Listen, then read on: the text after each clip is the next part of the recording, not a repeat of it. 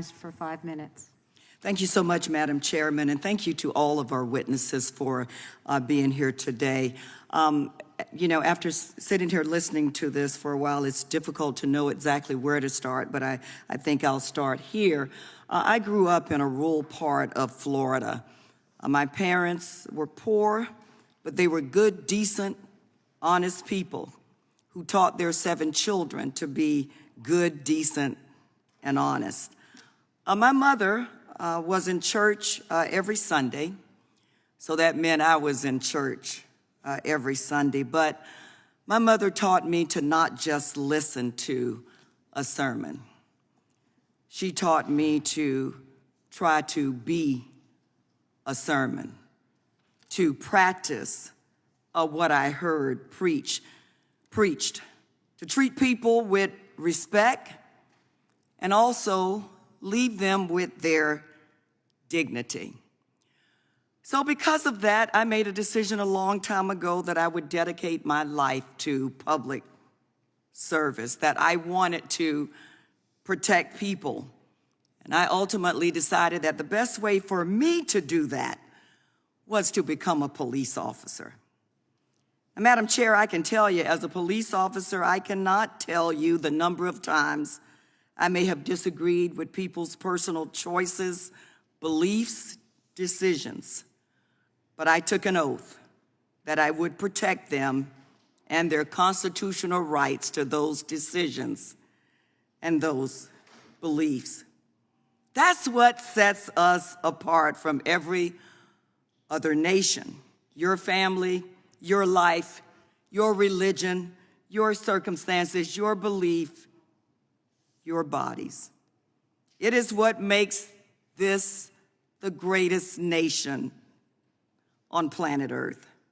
I swore as a police officer, and so did we in this body, that we would protect that.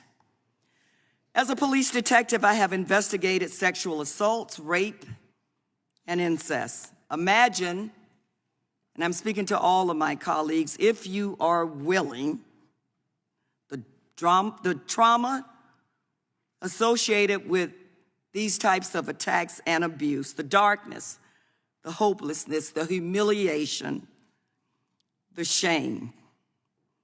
Madam Chair, certainly it appears that these politicians have no shame.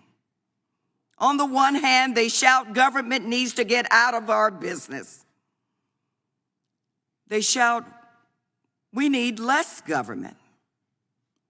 But when it comes to a woman's most intimate, most private, most personal decisions, a woman's freedom and doggone it, her right to privacy, certain politicians want full, uninterrupted, unfiltered access to what a woman does with her body.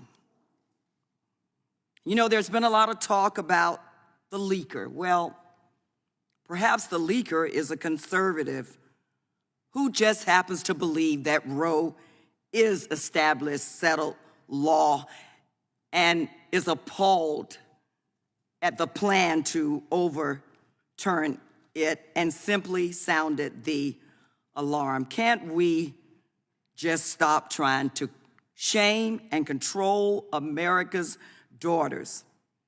Let's help them soar, as we should, to their full potential. I trust them, and I ask every member of this body to get out of their personal business and trust them too. Professor Goodwin, I want to ask you, why do you think there is disagreement between state laws and reliable, consistent polling? The overwhelming majority of the American people believe that Roe should stay in place.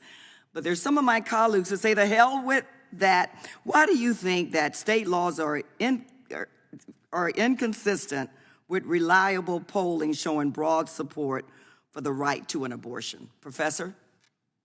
Well, because there is an agenda to dismantle the rule of law in our democracy as we know it, it's important to realize that Roe v. Wade was a 7-2 opinion. 5 of those justices were Republican appointed. Justice Blackmun was put on the court by Richard Nixon. What we see today is antithetical to that history. Thank you so much, Professor. Madam Chair, I yield back.